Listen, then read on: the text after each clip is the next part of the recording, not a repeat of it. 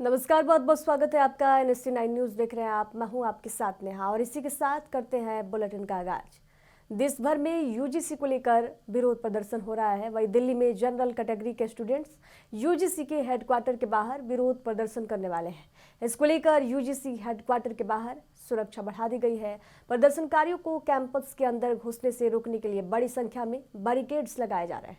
General category के students जातीय भेदभाव को लेकर यूजीसी के नए नियमों का विरोध कर रहे हैं। उनका कहना है कि नए नियम उनके खिलाफ भेदभाव को बढ़ावा दे सकते हैं और इससे कॉलेजों में अराजकता पैदा होगी। नए नियमों के विरोध में यूपी में बरेली के सिटी मजिस्ट्रेट अलंकार अग्निहोत्री ने भी इस्तीफा दे दिया है। दरअसल यूजीसी ने 13 जनवरी को अपने नए नियमों को अधिसूचित किया था। इसके तहत कॉलेजों यूनिवर्सिटियों में जाति आधारित भेदभाव को रोकने के लिए विशेष समितियां, हेल्पलाइन और मॉनिटरिंग टीमें बनाने के निर्देश दिए गए हैं। ये टीमें खासतौर पर SC, ST और OBC छात्रों की शिकायतों को देखेगी। सरकार का कहना है कि बदलाव उच्च शिक्षा संस्थानों में निष्पक्षता और जवाबदेही लाने के लिए किए गए हैं। हालांकि नियमों को जनरल कैटेगरी के खिलाफ बताकर विरोध प्रदर्शन लगातार किया जा रहा है। और इस खबर पर ज्यादा जानकारी साझा करने के लिए दिल्ली से संवाददाता राजीव तिवारी हमारे साथ जुड़ गए हैं। देश भर में यूजीसी को लेकर प्रदर्शन किया जा रहा है, क्या कुछ जानकारी है इसको लेकर? यहाँ पर बात करें यूजीसी को लेकर जिस तरीके से लगातार प्रदर्शन देखने को मिल रहा है, क्योंकि यहाँ पर बात करें छात्रों की तो छात्र तरीके का कानून दिल्ली आज मुख्यालय पर भी प्रदर्शन जो है वो देखने को मिली। सुरक्षा व्यवस्था करे शिक्षा मंत्रालय की, तो अब शिक्षा मंत्रालय का भी लगभग बयान जो है वो सामने आने वाला है और कहीं ना कहीं यह अनुमान जताया जा रहा है कि उनकी तरफ से बिल्कुल कहा जा रहा है कि जो कानून लेके आए हैं वो गलत नहीं है बल्कि सही है और इसको कहीं ना कहीं अपनाना चाहिए। मगर अभी तक जो जिस तरीके से यूजीसी को लेकर जिस तरीके से प्रदर्शन देखने को मिल रहा है उससे दबाव जो है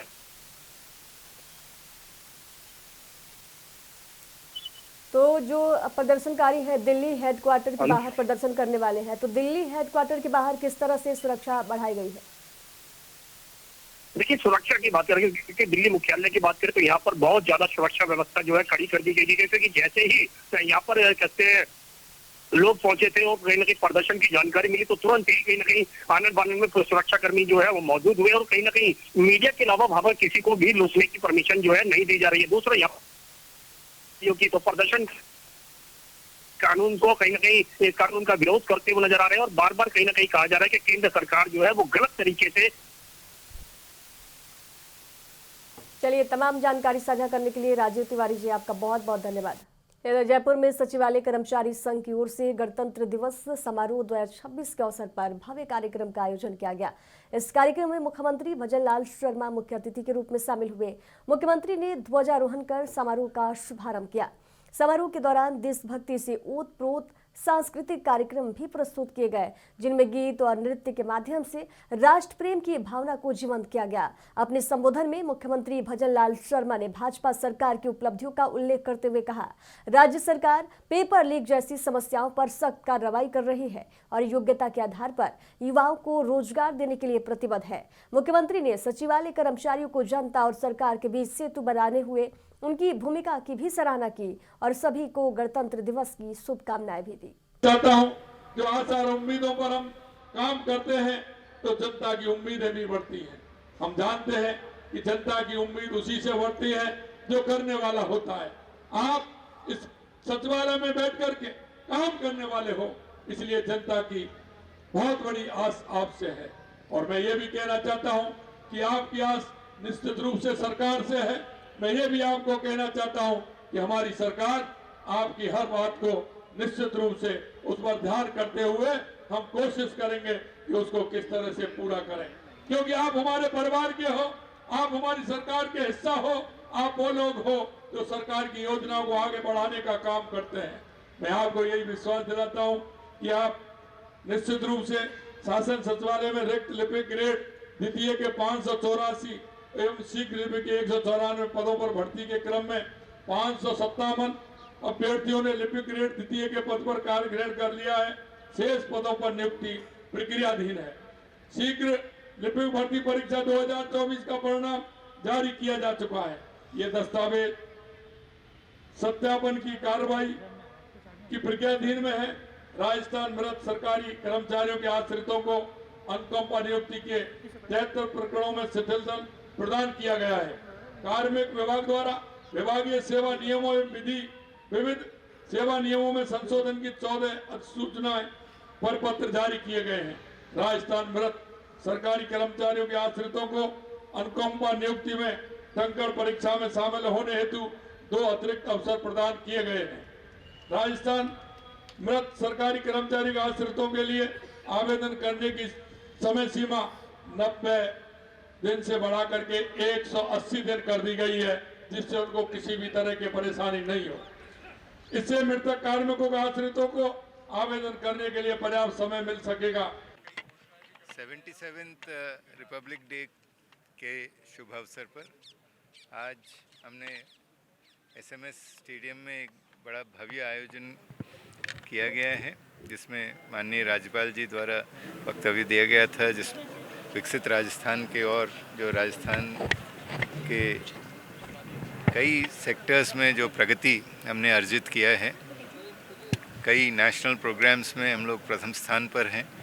और साथ ही साथ आज माननीय मुख्यमंत्री जी द्वारा सचिवालय में झंडारोहण किया गया है और उनके द्वारा जो एम्प्लॉई वेलफेयर के लिए जो लिए जा रहे हैं स्टेप्स के बारे में भी डिटेल्ड अनाउंसमेंट्स किए गए हैं।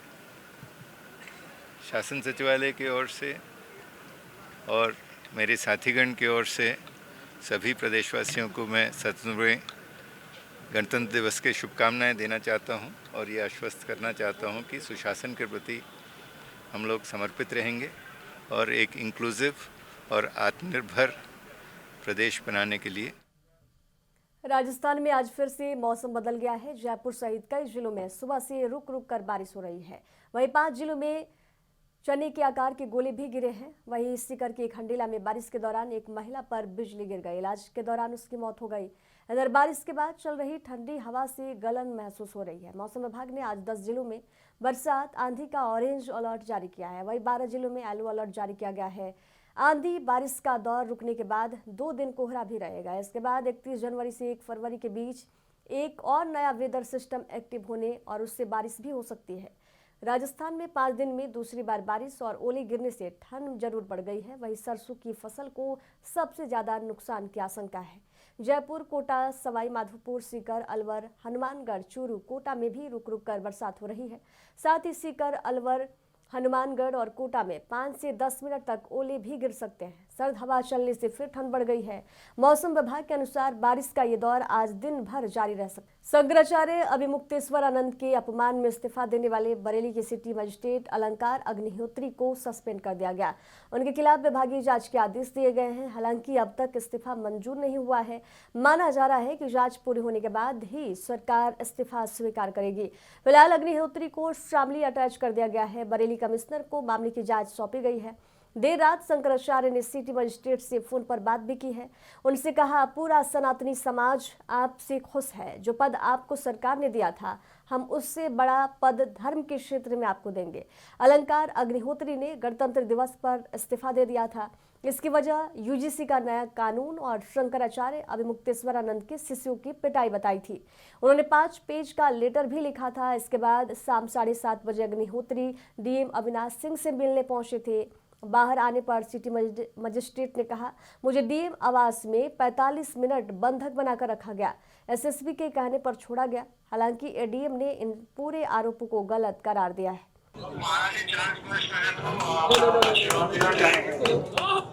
जी नारायण, कैसे हैं आप? हम लोगों के मन में 2 तरह की प्रतिक्रिया आपके समाचार सुनने से हो रही है। एक तो दुख हो रहा है कि कितनी लगन से आपने पढ़ाई लिखाई की होगी, तब जाकर के इस पद पर आप आए होंगे। आज एक झटके में आपका पद चला गया। लेकिन दूसरी तरफ आपने जिस तरह से सनातन धर्म के प्रति, सनातन धर्म के प्रतीकों के प्रति अपनी गहन निष्ठा का प्रदर्शन किया है, उससे पूरा सनातनी समाज आह्लादित है और आपका खूब खूब अभिनंदन करता है। हम चाहते हैं कि आपके जैसे निष्ठावान लोग सनातन धर्म की सेवा में और आगे आएं। जो पद सरकार ने आपको दिया था, उससे बड़ा धर्म के क्षेत्र का पद हम आपको देने के लिए प्रस्ताव करते हैं। जी जी जी जी जी अग्निहोत्री जी, नारायण नारायण। देखिए बात रामपुर में गणतंत्र दिवस के अवसर पर पुलिस प्रशासन की ओर से भव्य परेड का आयोजन किया गया। रिजर्व पुलिस लाइन रामपुर स्थित परेड ग्राउंड में आयोजित इस कार्यक्रम में मुख्य अतिथि के रूप में राज्य मंत्री बलदेव सिंह औलख मौजूद रहे। मुख्य अतिथि ने राष्ट्रीय ध्वज फहराकर परेड की सलामी ली और पुलिसकर्मियों को राष्ट्र सेवा की शपथ दिलवाई। इस दौरान उत्कृष्ट कार्य करने वाले पुलिस अधिकारियों और कर्मचारियों को सम्मानित भी किया गया। परेड में कुल 8 प्लाटून शामिल रहीं, जिनका नेतृत्व महिला पुलिस अधिकारियों ने किया। साथ ही डायल 112 महिला सुरक्षा दल, अग्निशमन विभाग, स्वान दल सहित विभिन्न विभागों और रामपुर की पहचान रामपुरी इशाकों पर आधारित झांकियां भी आकर्षण का केंद्र। कल 26 जनवरी के दिन नासिक में आयोजित समारोह उस वक्त विवाद में बदल गया जब मंत्री के भाषण के दौरान अचानक हंगामा हो गया। रिपब्लिक डे कार्यक्रम में भाषण दे रहे मंत्री गिरीश महाजन से एक महिला पुलिसकर्मी ने बीच मंच से सवाल पूछ लिया। आरोप था कि मंत्री ने अपने भाषण में संविधान निर्माता डॉक्टर बाबा साहब अम्बेडकर का नाम नहीं लिया। सवाल पूछने वाली महिला की पहचान माधवी जाधव के रूप में हुई है, जो फॉरेस्ट डिपार्टमेंट में कार्यरत है। उनके सवाल के बाद कुछ देर तक कार्यक्रम स्थल पर तनाव का माहौल रहा और बाद में पुलिस ने उन्हें हिरासत में ले लिया। माधवी जाधव ने कहा, बाबा साहब अम्बेडकर का नाम न लेना लोकतंत्र और संविधान का अपमान है। उन्होंने साफ कहा कि उन्हें सस्पेंड किया जा सकता है, लेकिन वे फिर भी माफी नहीं मांगेंगे।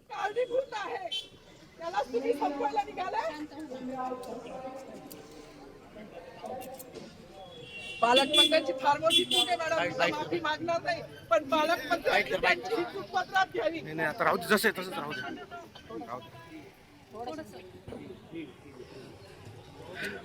मला मीडियाशी घेणं नाही मॅडम, मला सस्पेंड केलं, मी वाळूचे गारे उपसील, मी माती काम करीन, पण बाबासाहेबांची ओळख पुसू देणार नाही. मला सस्पेंड करायचं करू शकता मॅडम. बाबासाहेबाला संपवायचं काम करायचं नाही. 26 जानेवारी 15 ऑगस्ट मध्ये मी नाही मानत, पण लोकशाही मॅडम तुम्ही सुद्धा संविधानामुळे आहात.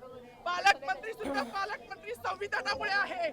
कोणताही जाती भेद नाही, सगळी समानता त्यांनी दिली आहे. आमच्या कानात उरत होते बाबासाहेबांचं नाव आता तरी भाषणात येईल, मग तरी भाषणात येईल. ज्या लोक संविधानाला लोकशाहीला कारणीभूत नाही त्यांची नावं वारंवार घेतली गेली, मग जो संविधानाला कारणीभूत आहे तो प्रजा। हिमाचल में हालिया बर्फबारी सैलानियों के लिए भले ही जन्नत बनी हो, लेकिन ऊंचाई वाले इलाकों में यही बर्फ लोगों की परेशानी का कारण जरूर बन गई है। शिमला जिले की कोटखाई के रत्नवाड़ी पंचायत में भारी बर्फबारी से पानी की सप्लाई पूरी तरह ठप हो गई है। पाइपलाइन जम गई हैं, टंकियां खाली हो गई हैं और गांव में पीने के पानी का संकट खड़ा हो गया है। ऐसे मुश्किल हालात में गांव की युवाओं ने मोर्चा संभाला है। परवीन, पवन, सौरभ, ऋषभ, रिंकू और अश्विनी ने फावड़े और औजार उठाए, घंटों बर्फ हटाई और जमी हुई पाइपलाइनें साफ कर दोबारा पानी की सप्लाई बहाल कर दी। इन युवाओं ने न सिर्फ संकट का समाधान किया, बल्कि एकता और हौसले की मिसाल भी पेश की है।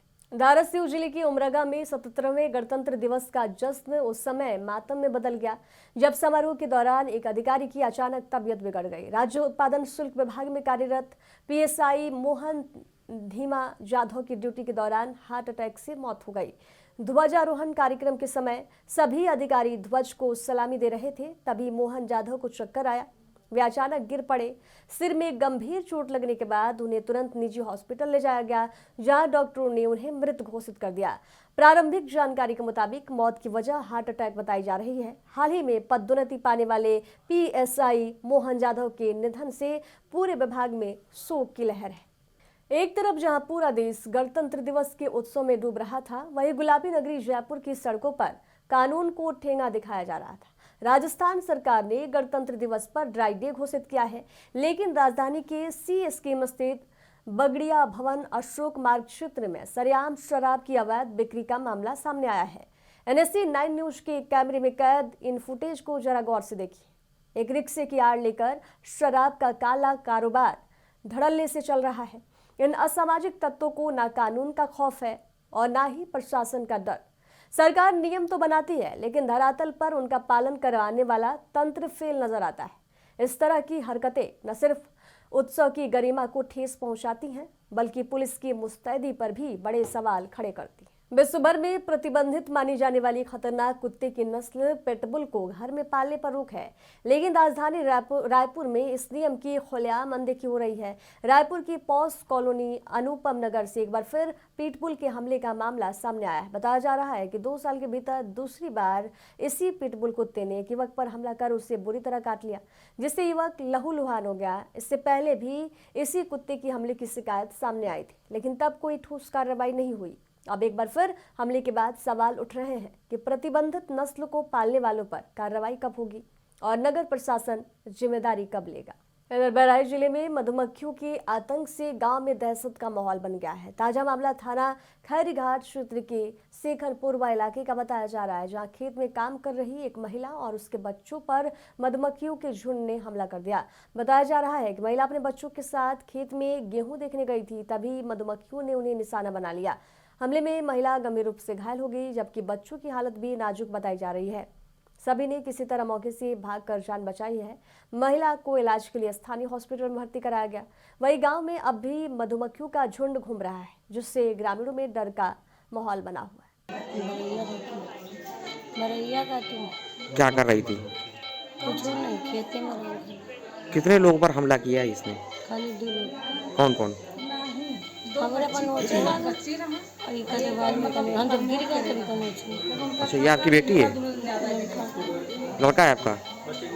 क्या कर रहा था आप लोग? कुछ नहीं, गेहूँ खाली देखे गए।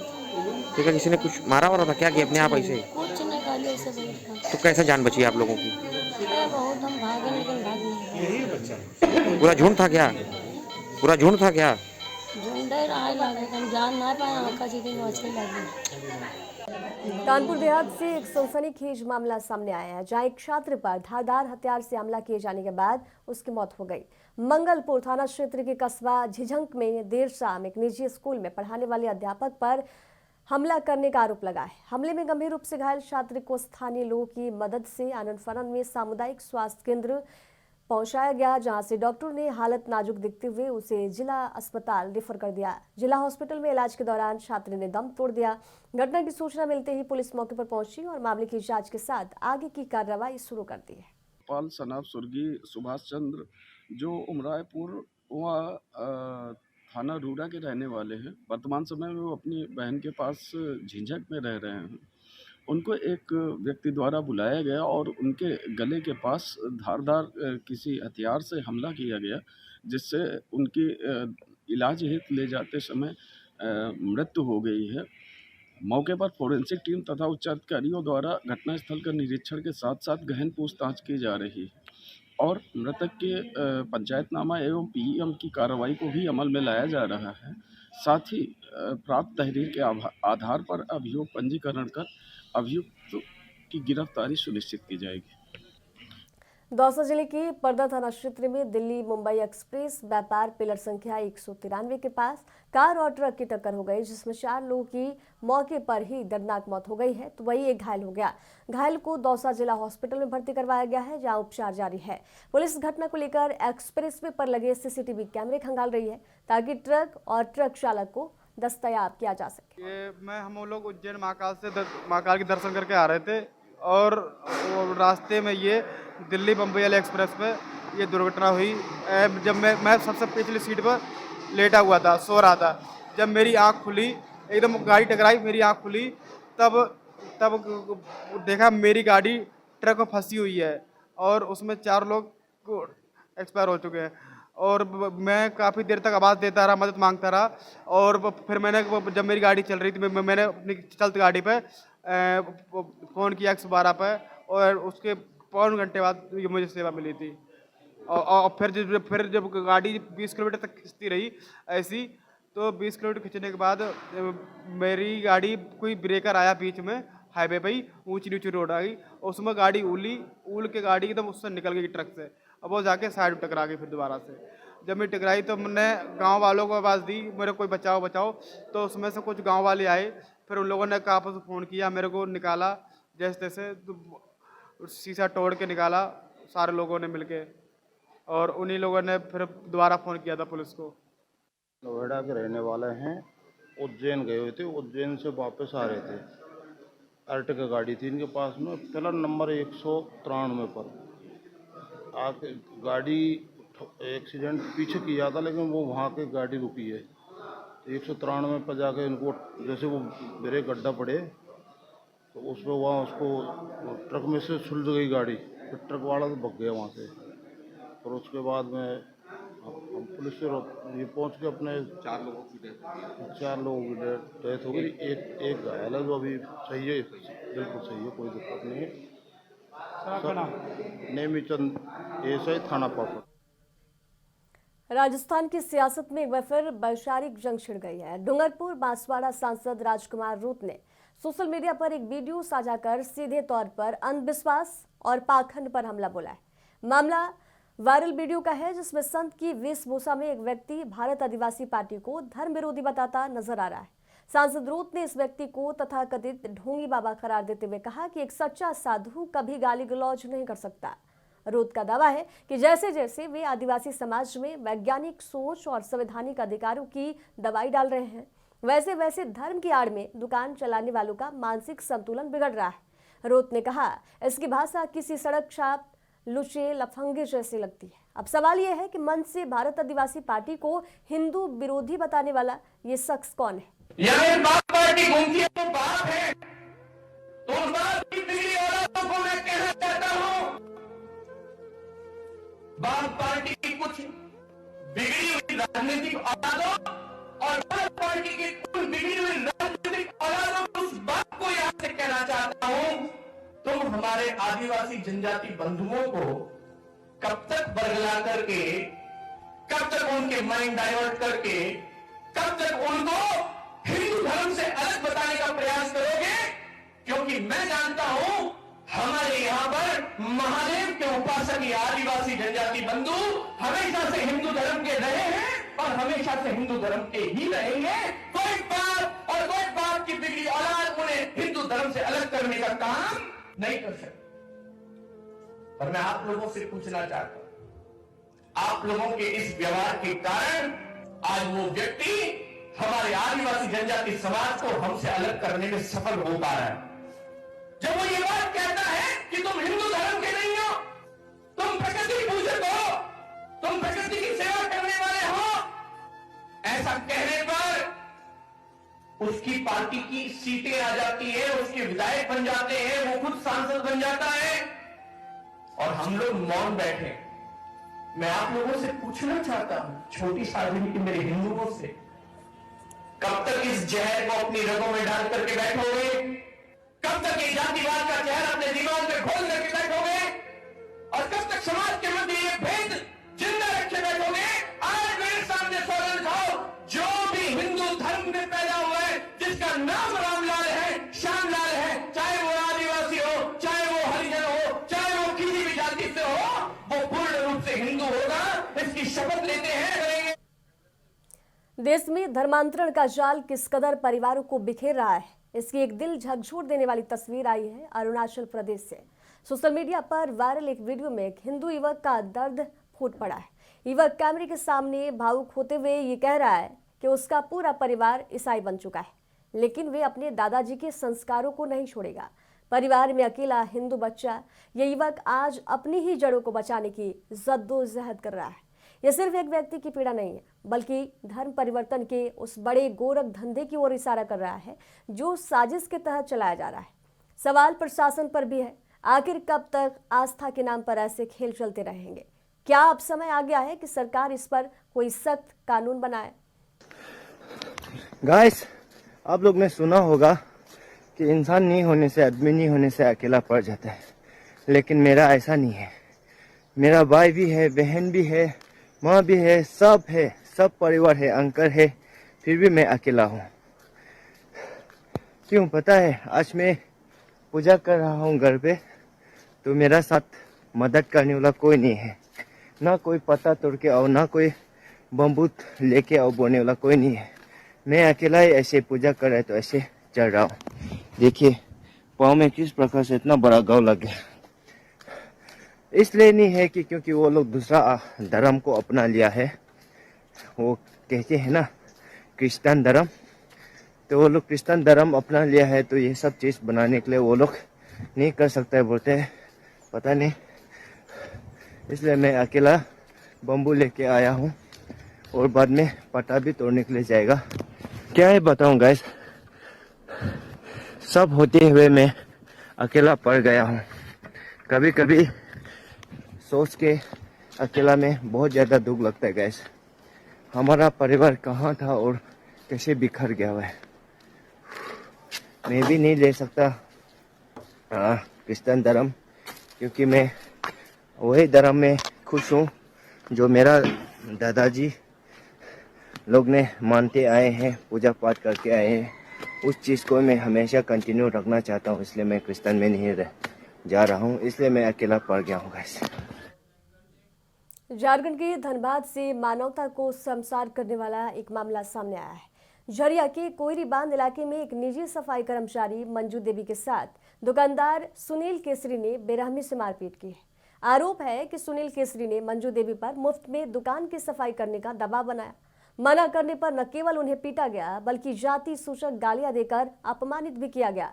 पीड़िता का शिकायत पत्र अब सोशल मीडिया पर तेजी से वायरल हो रहा है। यह घटना सीधे तौर पर दलित उत्पीड़न और दबंगई का उदाहरण है। अब जनता मुख्यमंत्री हेमंत सोरेन और झारखंड पुलिस से न्याय की गुहार लगा रही। खबरों के सफर में दीजिए जाने की इजाजत। देखते रहिए NSC 9 न्यूज। नमस्कार।